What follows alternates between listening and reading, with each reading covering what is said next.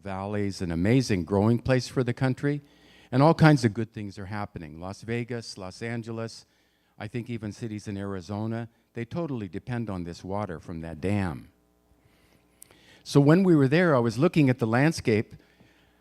I don't know, some of you know how I sometimes pick up, when I go somewhere, a little tree that I bring home because I want to keep it in remembrance of that experience, like going to Camp Tongil or something. But there's no trees growing in the desert by Hoover Dam. There's nothing, pretty much. If there's some little tiny plant that barely can survive, in the sun, that's about all. So we got back to our place, which was a retreat up in the mountains where we're having the 7-day workshop. I had to go out, because it was almost the last day there, and find a little tree, which I did. And I brought it back with me through the airport, through the security. They were waving all kinds of equipment over this. It's a little styrofoam coffee cup filled with dirt, which I put the little tree into. That's all it is. But, it took 5 or 10 minutes to get through security because they didn't believe me. Well, they have their protocol, right? So they had to do what they had to do. But this idea of taking something from the desert and transforming it to something that's from the wild, the wilderness, the desert, and bringing it to an area of life was the theme of our workshop. It was transformation. The transformation of ourselves and our hearts was the theme of this 7-day workshop. So I really felt this was symbolic. I'm sorry, I forgot the tree. I was going to bring it this morning, but somehow I just forgot it. I put it even outside the door so I'd see it on my way out. Still, I forgot it. So we had this amazing 7-day workshop. Excellent lectures, some of the best in the country. And you know how it is in a 7-day workshop or a time when you get away from your regular life and you study. Every day, the atmosphere gets higher and higher. Every day, you get closer and closer to the people on your team. They're all new people. So you learn their names and you learn something about them through the sharing. And pretty soon, you start to feel like this is kind of my family. And you start to feel close. You start to look for these people as you're walking around the retreat. There was about 120 or maybe with staff, 150 people there. We were 1 mile from Las Vegas up in the mountains, the Spring Mountains. A beautiful place with really high rocky cliffs. 10,000 feet were some of the elevations there. We ourselves were about 6,000 feet. We could see snow at that time on the tops of the mountains. Beautiful, pure environment.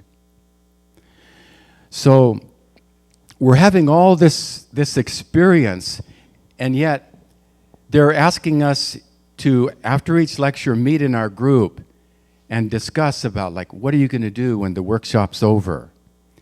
And in many ways, we were kind of feeling pressured to make decisions, maybe even before we're ready to commit, kind of. You know how that is sometimes, right? People want you to make a decision and let it be known publicly, and you're not maybe quite ready to do so.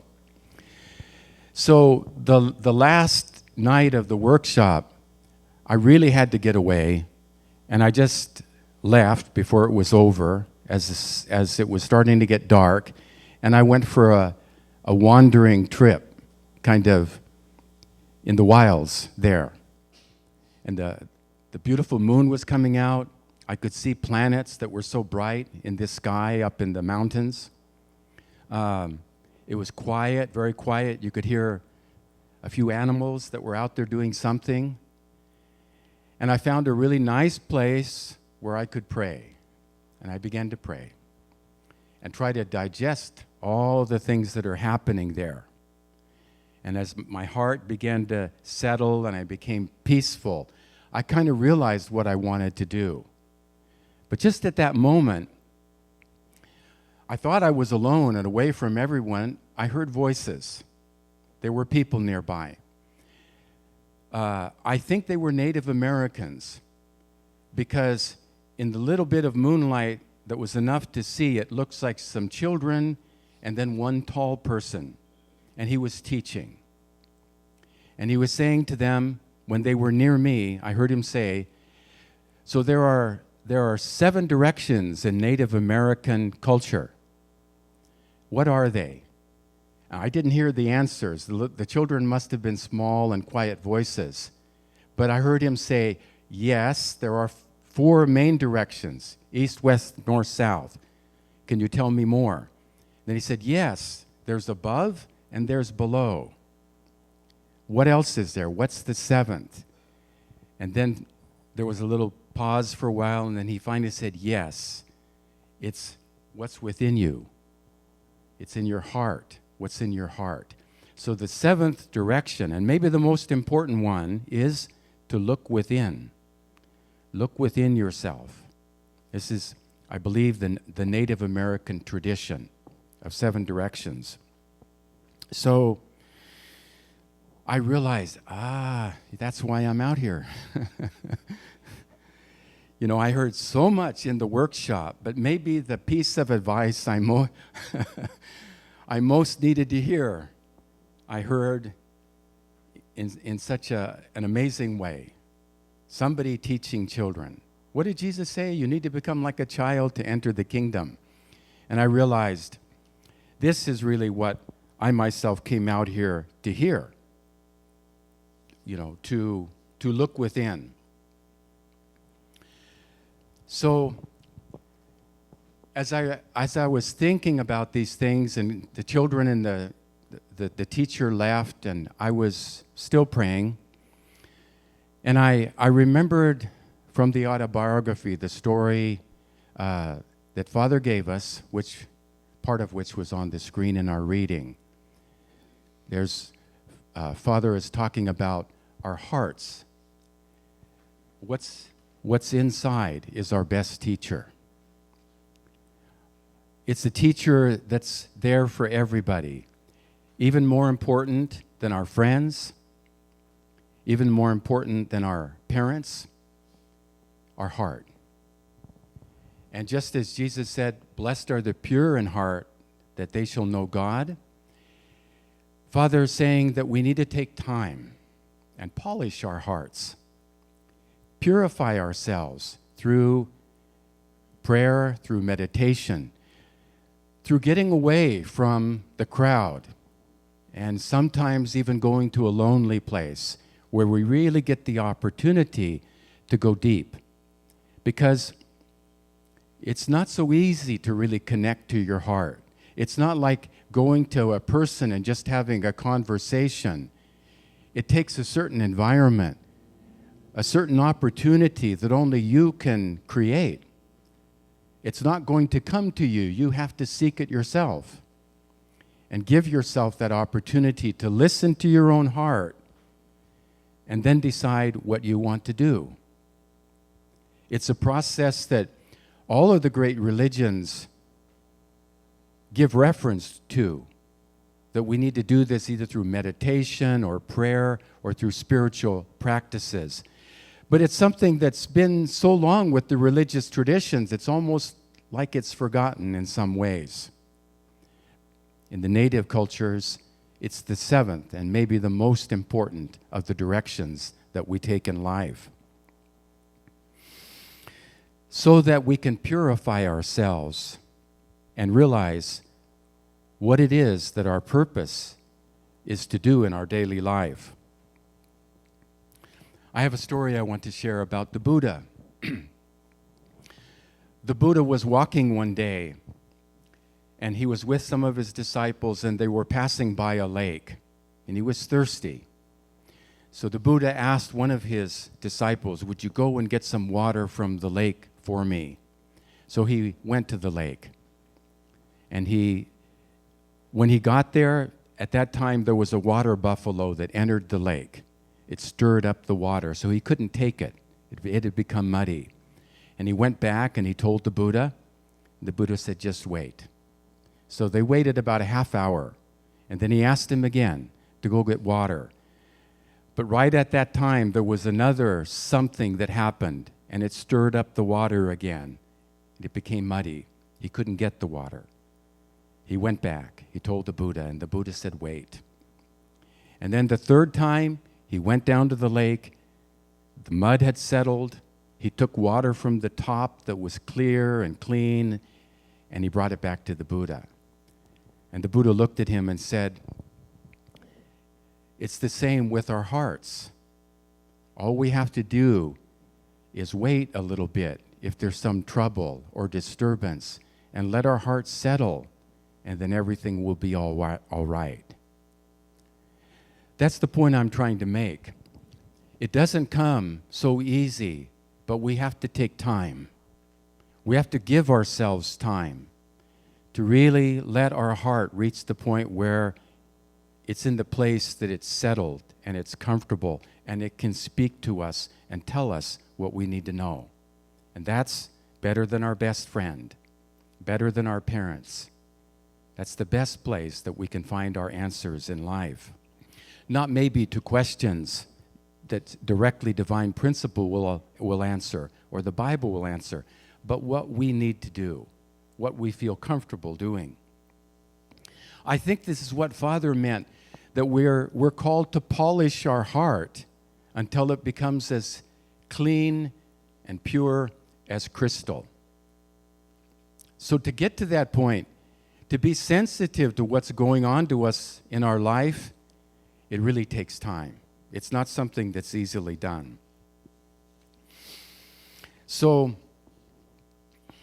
out there in the night, when I was praying and I heard about the seventh direction, I spent more time, I meditated some more, and finally when I was ready to, it was pretty late. I'd spent a couple of hours out there. I came back to the workshop. And the next day, nobody hardly even noticed that I was gone those couple of hours because I missed some of the program. But I felt it's so important, I don't care. I have to really find out what it is I want to do in the next 40 days. And my heart was really clear.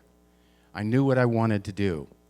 So that morning for breakfast, I asked the pastor in Seattle, Pastor Nelson Mira, if he'd have breakfast with me.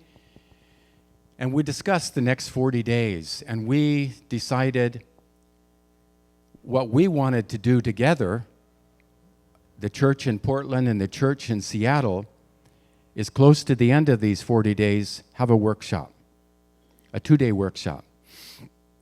So that'll be the last weekend in June. I believe it's the 27th and the 28th. We want to do this before the 40 days are over, after the 7-day workshop in Las Vegas.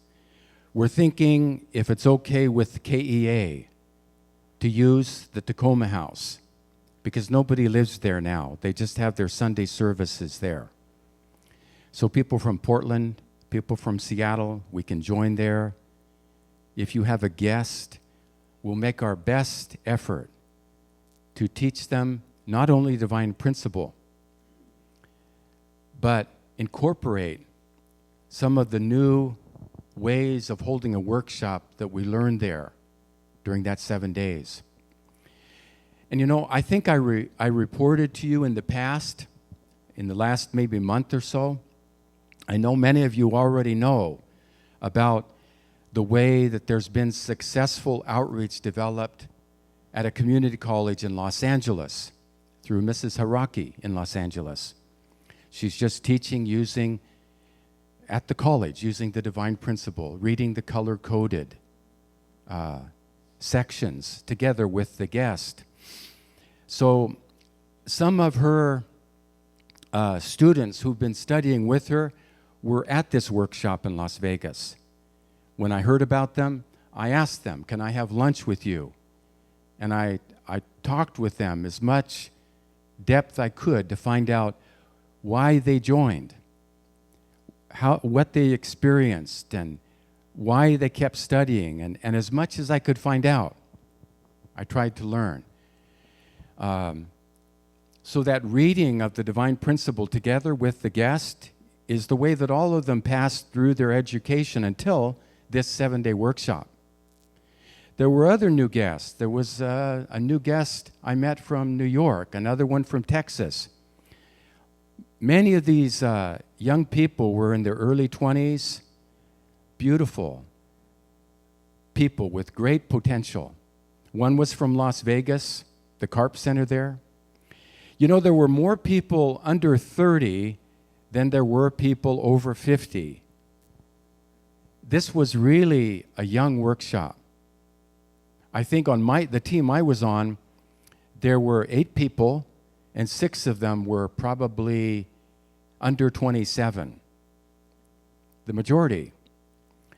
So the way we were studying was, before the lecture, we read the Divine Principle from the color-coded sections. That way the lecturer doesn't have to give us every detail. They can just speak more from the inspiration that comes to their heart.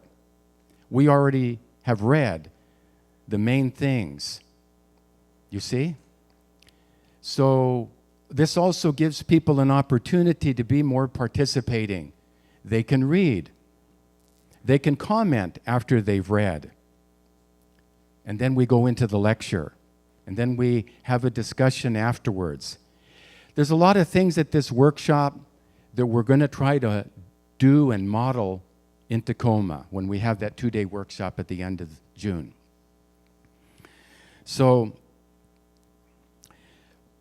what I realized when I was out praying was that even though there's an expectation by our national movement who sponsored this workshop that we try to follow in their footsteps and do something like they've done, we know we can't in one sense. We don't have a budget to bring in a big band or, 15 GPA members and, 15 CARP members and, we can't charge $700 or whatever it was for the workshop here. We can't do all those things. And some people who were asked to respond in the workshop were saying these things publicly to the workshop staff. I remember one guy was saying, yeah, but look, all you guys are paid and you're coming out here and you're doing this. How do you expect us to do what you're doing? I realized as I was praying that it doesn't really matter how many people are in the workshop. It doesn't really matter. I mean, look what's coming out of Los Angeles. It's just one-on-one. And dozens of people are participating and having the experience that their heart is being transformed. They're becoming a new person. They're discovering their purpose in life. They're realizing the keys to finding happiness. So it doesn't matter. I told Pastor Nelson, he was saying, not so many people maybe will come. I said, it doesn't matter who comes. We just need to do this. I'm sure somebody will come, but even if they don't, Pastor Nelson, we need to do this. Let's schedule it and do it. And then suddenly, Brian Granstrom, who was there, who leads the Sunday service music in Seattle, he was at the workshop. He just comes like magically and sits down at our table and says, wow, that's the weekend I'm free. I can come. I'll play guitar. And then a little while later, Rumiko Uezono, who lives in Seattle, she said, wow, you're going to do that? I want to come. I think I have a guest who can come. And so right away, we received so much confirmation that let's go forward and do this. So I'm a little bit jumping the gun and telling you, because Pastor Nelson wanted to first ask KEA, but I can't see any reason that they would say we can't use that facility. And if they're planning that weekend, well, we'll just shift it to another weekend. We'll let you know probably within a few days if those will be the dates. So again, I was realizing in my prayer, if we do something with our full sincerity, with the right heart, that we want to live for the sake of others, We want to do this to help people, that they can find their purpose in life and become a happy person. This is our motivation. How could we go wrong with whatever we do? So we set that date, but I also feel that's not enough. Every Saturday, I would like to have maybe a half-day workshop here in Portland. We can work this out exactly how we want to do that. I won't set anything up without getting some feedback. When would be the best time on Saturday, or if Saturday's the best day, or whatever. We can do something here in Portland once a week for the next 40 days. And let us use this time, the next 40 days, to try to make our own new beginning in terms of teaching. I mean, there's a great tradition we already have, but let's try to make a new tradition of what we want to do in the future. And let us make our best effort with our truest heart to live the kind of life that true parents are calling us to live. Living for the sake of others and teaching, to give them the opportunity to experience the heavenly life, to come out of the turmoil, the conflict that exists everywhere in the fallen world. It's so intrinsic. I know we have our own problems too. I'm not saying everything's perfect, but one thing we have that's so precious, that's the divine principle. We can share it. And I think that was the point of this 7-day workshop. They wanted to kind of revive us and show the way for the younger generation and revive the older and give us an opportunity to kind of like begin again with a new start. So it was a great experience for me. I'm very grateful that the church sent me to go on this 7-day workshop. I had a wonderful experience there, not just at the camp, the retreat up in the mountains, but also at the IPEC Center. It was really wonderful to see Mother, even though it was somewhat brief. The planting and the praying of over the olive tree, symbolizing peace. I heard she also probably holy salted everything, and then we saw her again before she left, where she cut the cake and offered a prayer. And I thought the cake cutting was so funny because I was upstairs on the balcony, and I was near the elevator, so I saw Mother go into the elevator, so close. Then she was downstairs, and I was looking down, and, our former district pastor, Reverend Krishnak, somehow was called by Mike Balcom to come up to the stage. I couldn't believe what they were doing. They were trying to move the table when there was a cake. One of those cakes that has 4 or 5 levels, and in between each level they have the little, it looks like kind of like half candle size supports, and they're moving it, and the cake is shaking, and I can't believe it. They're doing all kinds of things to this cake. I noticed that when Mother finally got the candles lit, Reverend Krishnak's still there holding the little supports underneath the top part of the cake. You'll see him in the photos if you look. He's there. I think Mother was so worried that the cake was going to collapse, she took the knife and just so quickly cut it. But it somehow, it didn't fall. Thank God. So it was good to see Mother. It was good to be a participant in this wonderful 1000th day commemoration of Father's Ascension. Now, there will be an announcement, I think, after the sermon about the next 90 days, because I think the next 90 days are the time of preparing for the third anniversary of Father's ascension. So we're asked to participate in a prayer condition. So some details will be sent out by email that you can look for.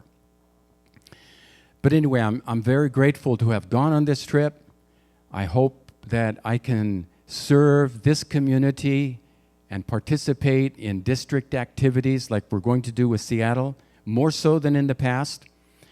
And I want to thank everybody for what you're doing to contribute to the change of culture, for the transformation in America, so that this nation can become a nation that participates in spiritual revival, a revival that turns this country from this incredible path of individualism that's destroying everything, where people are just taking as much as they can for themselves.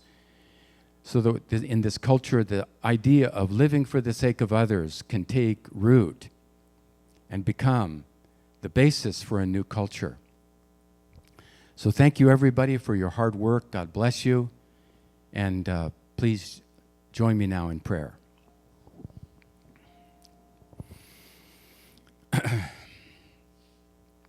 Heavenly Parents, thank you so much for this time of a new beginning where we can dedicate our hearts with sincerity, with love, with caring, and through education transform this culture. A culture that is currently very wild and individualistic, some kind of survival of the fittest philosophy reigns, and where people are living for themselves, just to take what they can and try to survive in this desert culture. But we want to transform everything to a heavenly culture. Even if it takes one person at a time or one family at a time, we want to do this work together with you. This is your work and our calling.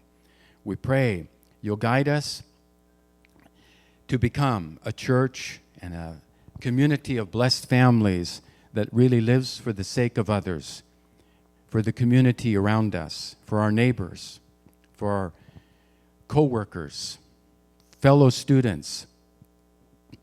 Please guide each and every one of us. Thank you so much for the wonderful opportunity of this time that we live in. We want to thank you, and we offer prayer together in the name of all the blessed Central families here. Amen. Adieu.